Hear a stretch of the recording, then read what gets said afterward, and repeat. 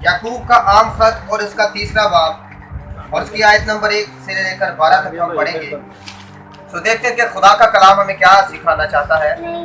तो यहाँ लिखा है, अये मेरे भाइयों, तुम में से बहुत से उस्ताद ना बने, क्योंकि जानते हो कि हम जो उस्ताद हैं ज्यादा सजा पाएंगे, इसलिए कि हम सब के सब अक्सर खता करते हैं।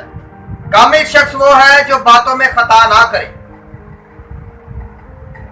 वो सारे बदन को भी काबू में रख सकता है। जब हम अपने काबू में करने के लिए घोड़े के मुंह में लगाम देते हैं तो उनके सारे बदन को भी घुमा सकते हैं। देखो, जहाज भी अगरचे बड़े बड़े होते हैं और तेज हवाओं से चलाए जाते हैं, तो भी एक निहायत छोटी सी पतवार के जरिया से मांझी की मर्जी के मुवाफिक घुमाए जाते हैं। इसी तरह जुबान भी एक छोटा सा उज़ू है और बड़ी शेखी मारती है। देखो, थोड़ी सी आग से कितने बड़े जंगल में आग लग जाती है। जुबान भी एक आग है। जुबान हमारे अज़ा में शरारत का एक आलम है और सारे जिस्म को दाग लगाती है और दायरा दुनिया को आग लगा देती है और जहन्नम की आग से जलती रहती है। क्योंकि हर किस्म के चौपाए और परिंदे और कीड़े मकोड़े और दरियाई जानवर तो इंसान के काबू में आ सकते हैं और आए भी हैं, मगर जुबान को कोई आदमी काबू में नहीं कर सकता। वो एक बला है जो कभी रुकती ही नहीं, ज़हर कातिल से भरी हुई है। इसी से हम खुदावन और बाप की हम्द करते हैं और इसी से आदमियों को जो खुदा की सूरत पर पैदा हुए हैं बद्दुआ देते हैं। एक ही मुंह से मुबारकबाद और बद्दुआ निकलती है। आए मेरे भाइयों, ऐसा ना होना चाहिए। क्या चश्मा के एक ही मुंह से मीठा और खारी पानी निकलता है? आए मेरे भाइयों, क्या इंजीर के दरख्त में जैतून और अंगूर में अंजीर पैदा हो सकते हैं? इसी तरह खारी चश्मा से मीठा पानी नहीं निकल सकता। आमीन। मेरे अजीजों, हमने खुदा के कलाम में जो मेजर बात पढ़ी वो जुबान के बारे में है। इंसान के पास जो खुदा ने जिस्म अता किया उसमें 206 हड्डियां हैं, बहुत सारी नसें हैं, मुख्तलिफ किस्म के अज़ा हैं जिनके जरिया से हमारा जिस्म चलता है। हमारे हाथ पांव हमारे कंट्रोल में है, हमारी सोच भी हमारे कंट्रोल में होती है, हमारी नजर हमारे कंट्रोल में होती है।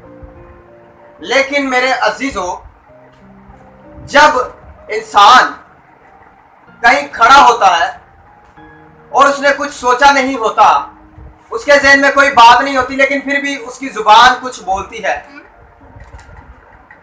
तो यही खुदा का कलाम सिखाता है, इंसान जितना मर्जी कामिल बनता है वो तब तक कामिल नहीं हो सकता जब तक वो अपनी जुबान पर काबू नहीं पाता। जुबान को काबू करना निहायत मुश्किल है।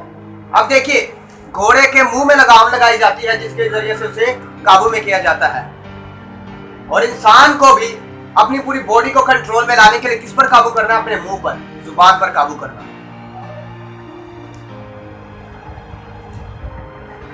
क्योंकि एक ही जुबान है, हर इंसान को खुदा ने एक जुबान अता किया है। उसी जुबान से खुदा की परस्तिश की जाती है, उसी जुबान से दूसरों को लाम तान किया जाता है। और कभी भी ऐसा नहीं हुआ कि एक इंसान 2 कश्तियों में सवार होकर भी जिंदा रहे। आखिरकार क्या होगा? वो समंदर में गिर जाएगा, डूब जाएगा, मर जाएगा। उसी तरह एक ही जुबान से वो ना तो किसी के लिए बरकत चाह सकता है और ना ही उसी जुबान से किसी को लानत दे सकता, क्योंकि हमारा खुदा सच्चाई का खुदा है। वो चाहता है कि हम पाकीज़गी से अपने तमाम अज़ा को इस्तेमाल करें, हम अपने जिस्म को काबू में रखें, और जुबान ही है जो कि इंसान को अच्छा या बुरा बनाती है। और खुदा भी ये बात जानता है कि इंसान सिर्फ जुबान ही को काबू में मुश्किल से करता है। इसीलिए तो जब बाबुल के लोगों ने बुर्ज तैयार किया, तब खुदा ने सिर्फ उनकी जुबान में इख्तलाफात डाले,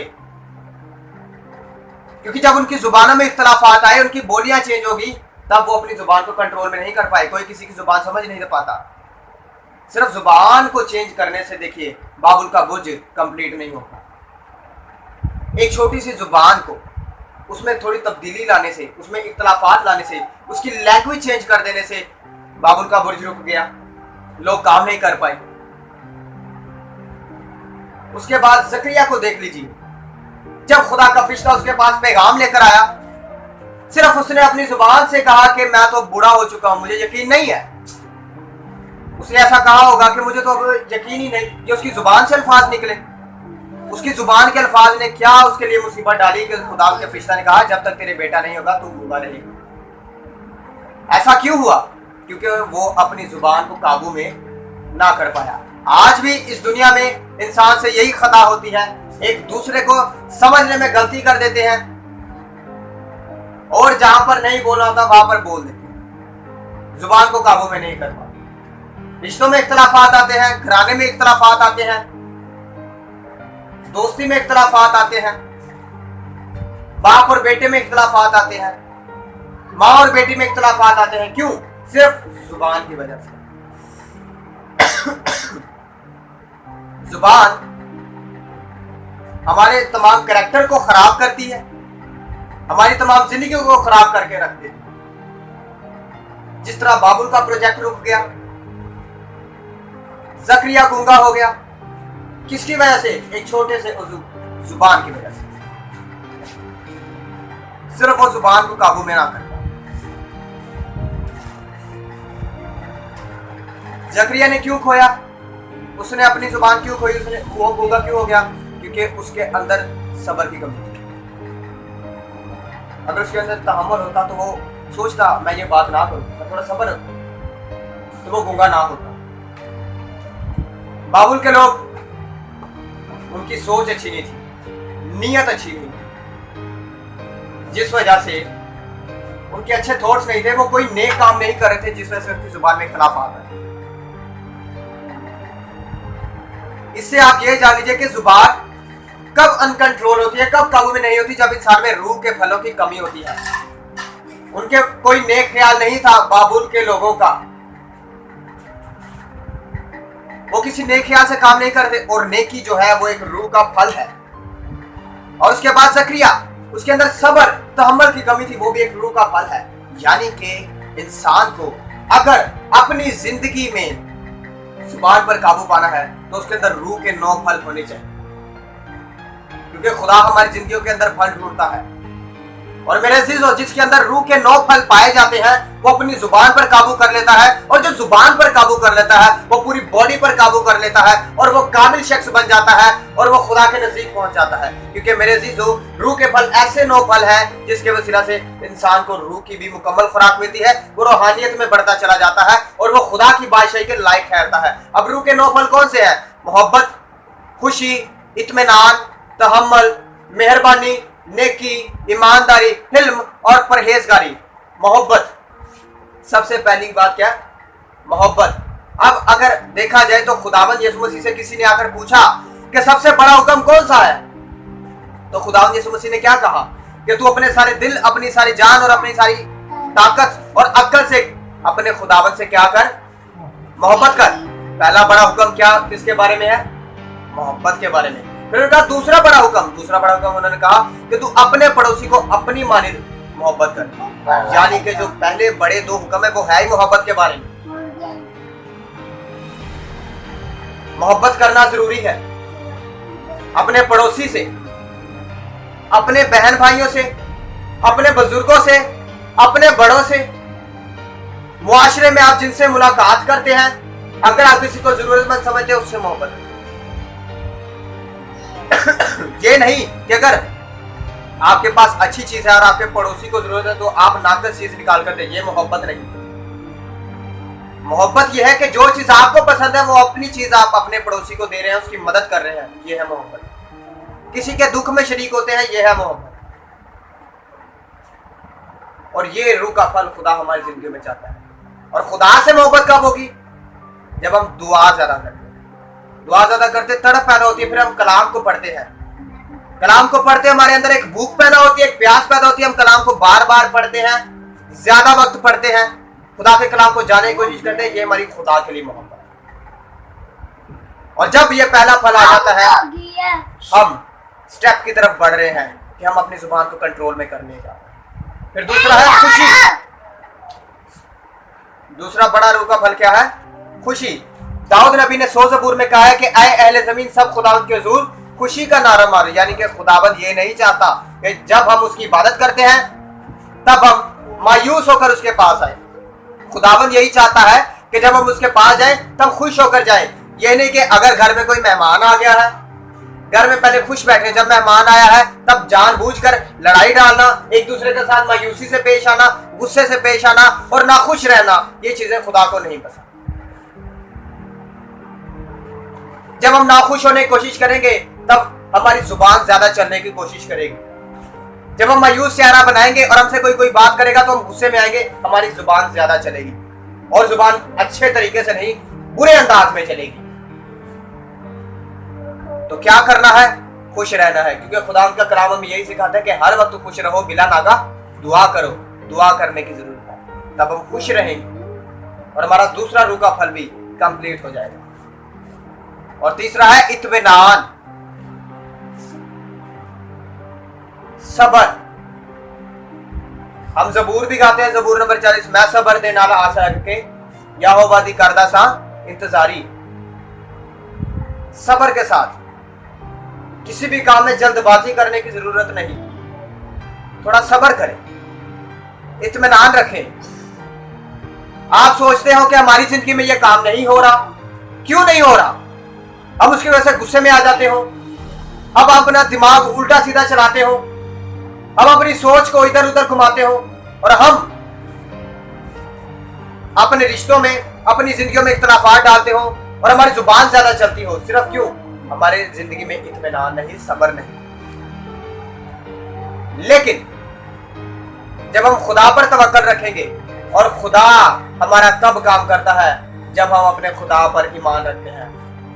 जब तमाम दुनिया की चीजें फेल हो जाती है, हमारी सोच काम करना छोड़ देती है, तब जो है खुदा काम करता है। इसलिए जरूरी है कि दुनिया को छोड़ दें और सिर्फ सब्र रखें। खुदा आपको खुद उस चीज का जवाब देगा, खुदा आपको खुद वो काम करके देगा। कब? जब आपके अंदर सब्र होगा। ये हमारा दूसरा रूह का फल है कि सब्र से काम लें, कभी भी जल्दबाजी ना करें, क्योंकि जल्दबाजी में भी अक्सर इंसान खता कर देता है। और चौथा है तहम्मुल,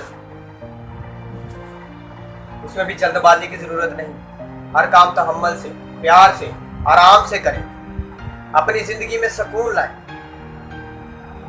किसी भी बात पर जल्दी से भड़कने की जरूरत नहीं।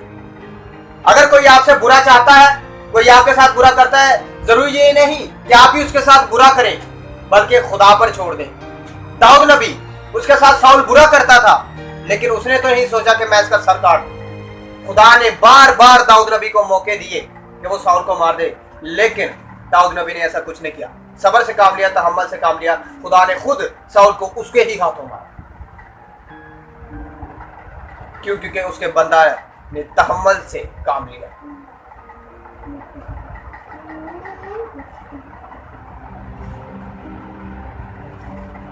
फिर उसके बाद आता है मेहरबानी, यानी किसी पर रहम करना, किसी को मुआफ करना। अगर हम दुआए बानी पढ़े तो उसमें भी ये जिक्र आता है।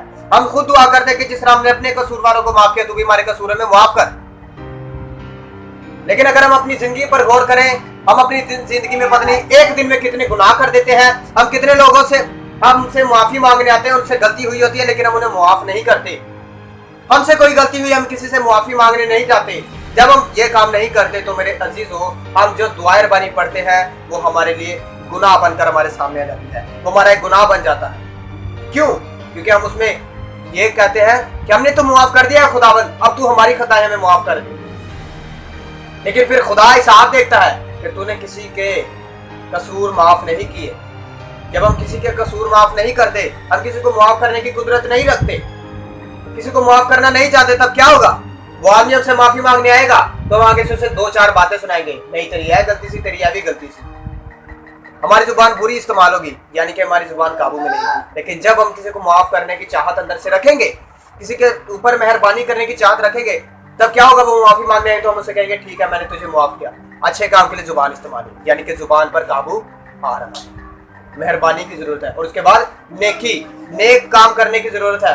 अब जरूरी ये नहीं घर में किसी ने कोई काम कहा है तो उल्टा उसे जवाब दे, बल्कि सबको बिठाएं अगर किसी को कलाम नहीं पढ़ना आता, जरूरी ये नहीं कि हल्की आवाज में कलाम पढ़े, ऊंची आवाज से कलाम पढ़े।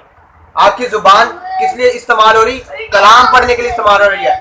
जुबान पर काबू है और उस जुबान के जरिए से दूसरी जिंदगियां भी बच रही है। इस तरह आप अपनी जुबान पर काबू पाते। फिर उसके बाद आता है ईमानदारी। इसमें जुबान का बहुत अहम किरदार है। अब इंसान किसी के पास काम कर रहा है, उसने कोई काम दिया है और हम उसमें कोई चोरी करते हैं, कुछ करते हैं और वो आदमी हमसे पूछे कि तूने ऐसा कुछ किया और हम झूठ बोल देते हैं, ये हमारी ईमानदारी नहीं, ये हमारी जुबान हमारे काबू में नहीं। लेकिन जब हम अपने आप को ईमानदार रखेंगे, हम ये सोचेंगे कि झूठ नहीं बोलना और हर बात सच बयान करेंगे, तो हम ईमानदार हैं। यानी कि हमने अपनी जुबान पर क्या पाया है?